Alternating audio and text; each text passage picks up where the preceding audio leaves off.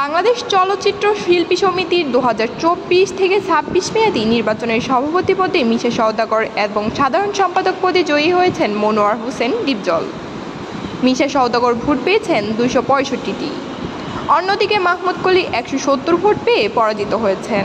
আর অভিনেতা মনোয়ার হোসেন ডিপজল পেয়েছেন 225 ভোট। তার থেকে 16 ভোট কম পেয়ে পরাজিত হয়েছেন নিপুণ আক্তার। তিনি পেয়েছেন 209 ভোট।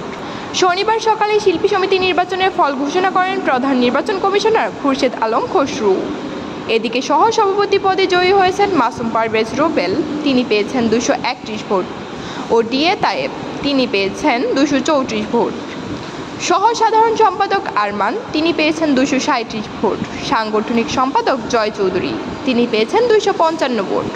আন্তর্জাতিক বিষয়ক সম্পাদক আলেকজান্ডার বো, তিনি পেয়েছেন 296 ভোট। দফতর ও প্রচার সম্পাদক জ্যাকি আলমগীর, তিনি পেয়েছেন 245 ভোট। সংস্কৃতি ও ক্রীড়া সম্পাদক মামুনুল ইমন, তিনি পেয়েছেন 235 ভোট এবং কোষাধ্যক্ষ প্রার্থী কমল, তিনি পেয়েছেন 231 ভোট। কার্যনির্বাহী সদস্য পদে মিশা ডিপজল পরিষদ থেকে নির্বাচিত হয়েছেন 9 জন।